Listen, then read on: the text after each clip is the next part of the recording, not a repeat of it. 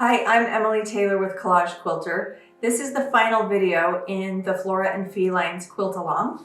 Here is the complete quilt, and let me just tell you what I'm going to talk about in this video and kind of walk through what we've been working on.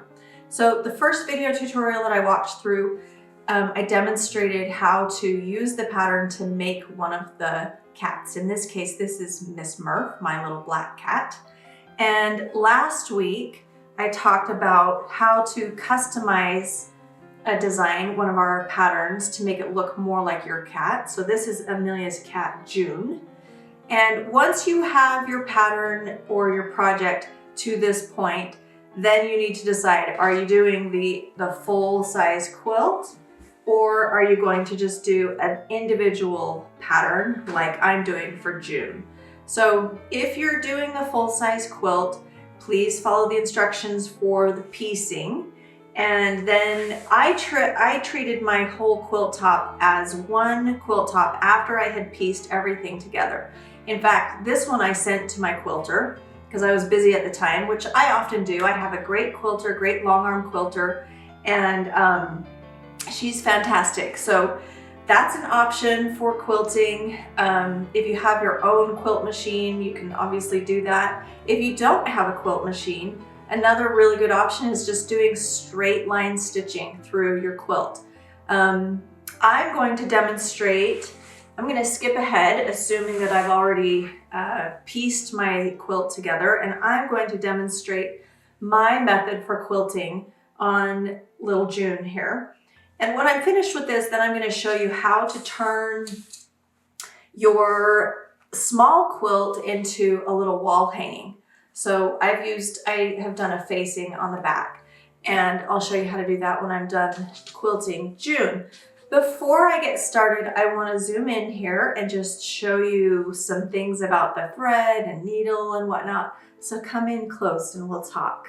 All right, so whether you're doing an individual small quilt or the full-size quilt, obviously, you need to press your cat to the foundation block of your choice and press and steam, because this is when we use a lot of steam in pressing, and I like to steam it on both sides, this side and this side. The steam will help the adhesive, the temporary adhesive, dissipate and soften up. Now this is probably the most important step when quilting using this parchment pressing method that I've taught you. So I've gone ahead and steamed this and pressed it really well. And then I've got my batting and my backing fabric. So I like Hobbs 80/20, a thin low loft batting, and or Warm Company, they produce that as well. I always make sure that the batting and the backing are overlapping, or they're a little bit bigger than where I'll be quilting. And then from this point, in a minute, I will pin everything. You can, I don't like to spray baste because we've already got quite a bit of adhesive in here. So I don't want any more glue. So that's why I like to just baste things before I quilt. But before I take this over to the quilt machine, I want to talk about the thread and the needles that I use. So first of all, the needles that I recommend, you can use these in your domestic machine, or I happen to have a Q16, a Bernina Q16 long arm, and it takes these needles as well. They're the super non-stick needles that Schmetz makes. These are available on my website, collagequilter.com, if you need some. So anyway, and then now thread. I love to change my thread. I don't consider myself a great quilter. I'm definitely getting better because I quilt a lot, but let me talk to you about thread. I change my thread to match the background of the fabric. However, in an instance like this where she's a black, she's got black right here and then she's white right here, you would think that you would choose just black thread, and you certainly can, but I prefer to go with something that will make it just, even if it's very, very subtle, just a little more interesting and maybe soften it up just a little bit, because she's a very high contrast dramatic cat, and I kind of want to maybe tone it down just a little bit and make everything look very uniform. And one way to do that is with the thread. So I think rather than using black thread, I think I'm going to use this beautiful navy blue thread. Another option might be a dark kind of blue-gray thread. And of course, the way to see what the thread is going to look like, just pull it out and lay it on your surface and see if that's going to look good. I think I will use this thread even in the orange section of the cat, and then I won't change my thread until I do the little chest, her white chest. Now, I'm also going to, I want to talk about the eyes. So I've got a thread here that really matches the eye color. And I, again, think I'd like to use some thread that maybe has just a little hint more of some more color, just to give it a little bit of richness. Now, let me also say the thread that I use, this is Isacord. This one's Isacord. This is Glide. I love Isacord. I love the colors that it comes in. And this is embroidery weight. So it's a 40 pound or 40 weight thread, 100% polyester. This thread is really great to use because it's so much stronger than cotton thread. So this is what I recommend. I recommend selecting several colors and using those needles. So those are the three things that you need to keep in mind when you get started. So let's meet me over at the quilt machine, and I'll get started and do a demonstration of my quilting. Okay, so I'm ready to quilt, and I just want to tell you the steps that I go through to prepare to quilt. So first of all, after I select my thread, then I need to wind my bobbin. So I've chosen a green thread that matches the background and that will show that I'll be able to show you my stitching with really easily. And as I'm winding the bobbin, I clean the casing and I put a new needle in. So I'm starting with a well-oiled machine, a new needle, and then I also tested the thread tension on my bobbin thread. And I like to adjust when I'm quilting on the collage. I like to lower my thread tension just a little bit on the upper thread and do slightly fewer stitches per inch. So I've got my machine set to 9 stitches per inch versus the default, which is 10. And then the final step that I do is I'll run it through my sample collage. So I did some stitches on here and I turn it over and ensure that my thread tension looks good on both sides. And it looks great. So I now am ready to go. And so let's pull this little cat over and get started. So you can see that I've put some basting pins in. These are the ones I like. And then the other tools that I have close by are some tweezers and my scissors. And I will get going. So what I'm going to do is I do kind of a doodle stitching. I'll just kind of start right in the middle and I'll just mimic, her fur. So let's get started.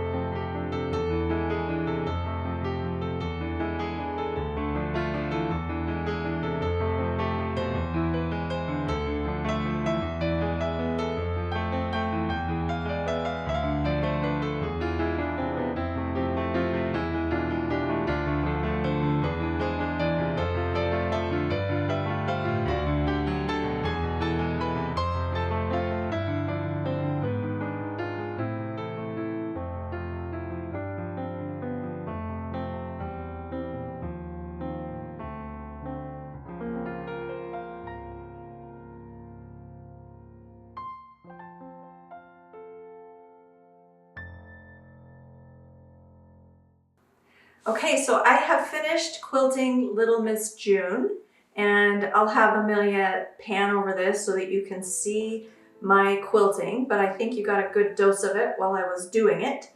Now at this point, my little project is ready to either make a pillow or do quilt as you go.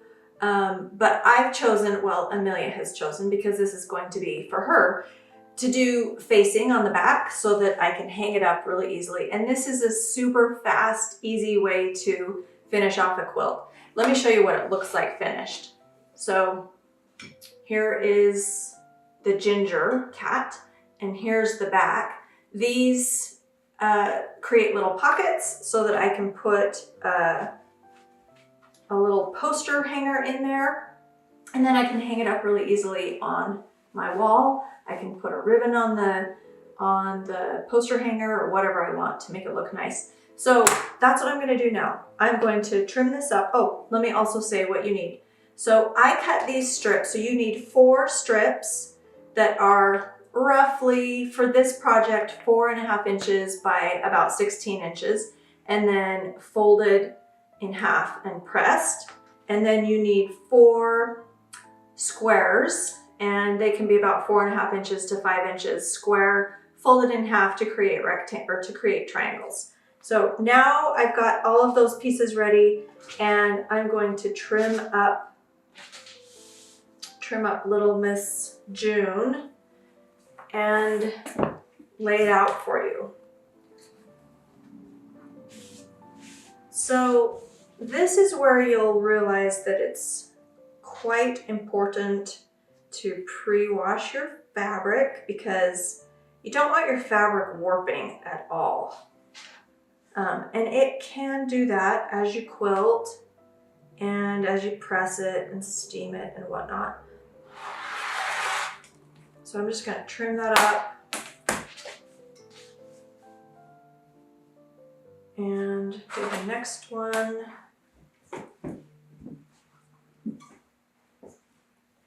Next side.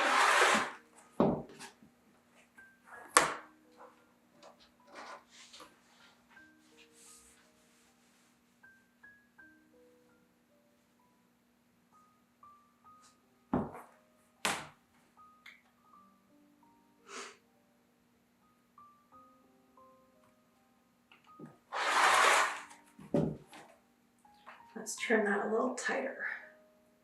Take off 1 more 1/4 inch there, I think.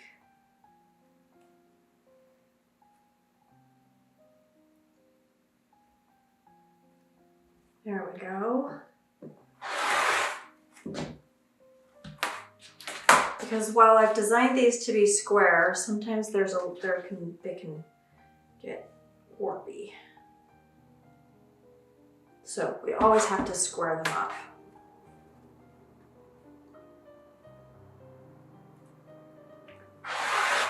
Okay, now let's just do a double check. That looks good. All right, all trimmed up. Now come closer and I'm going to show you how to lay this out and where to stitch. All right, so now I'm going to take the corners and lay them down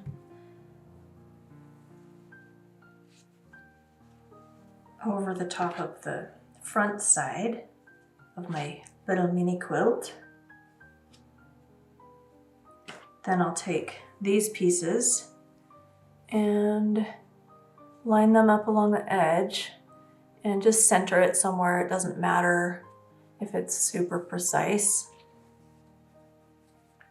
And I'll pin these in place.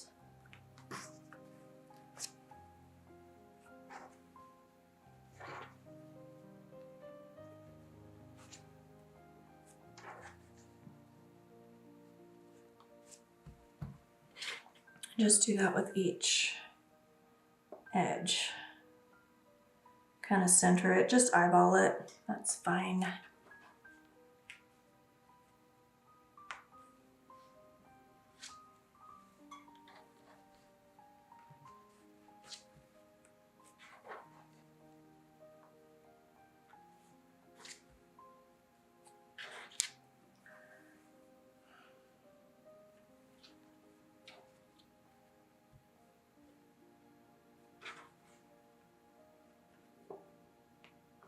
Oh, she's such a cute little girl. I think the quilting really polishes off a project like this. It just kind of makes it, I don't know what it is about the quilting. It just makes it more cohesive, just polishes it off. That's just the best way to put it.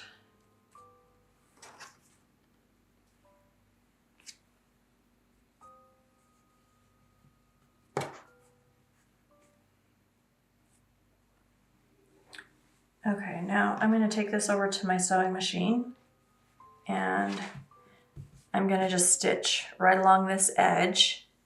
I will mark a 1/4 inch on so that I start and stop at a 1/4 inch because my seam is a 1/4 inch. So I'm going to go do that and I will get that done and be right back. All right, so I have stitched a 1/4 inch from the edge here and all the way around, and I just want to show you how I've reinforced the corners. So I am going to now, hope you can see that. I just stitched across the corners. Now I'm going to trim that off because when I flip it, I want this to be, I'm just going to eliminate the bulk. So I'm just going to trim that off on each corner. And then I will flip these onto the back side.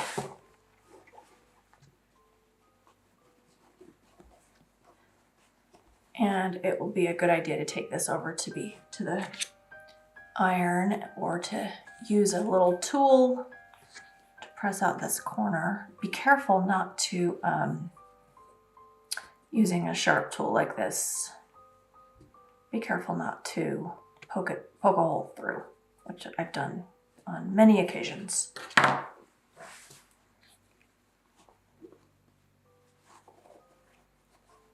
All right, so let me get this turned right side out and I'm going to take it to my ironing board and press it, and I will be right back. All right, here is the completed mini June quilt. So the facing is done. The next step to finish the facing is either to just stitch it all the way around, and you can do a full-size quilt this way as well, but you'll stitch it shut, closed, or a little trick I have.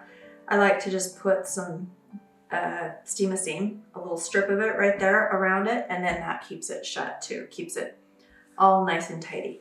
So now we've got June and Piper, Amelia's 2 cats. So I want to remind you that on February 3rd, we will have the final live video with your questions and my answers about making your Flora and Feline projects. And we will also have a giveaway on that day. So that's February 3rd on the Collage Quilter YouTube channel.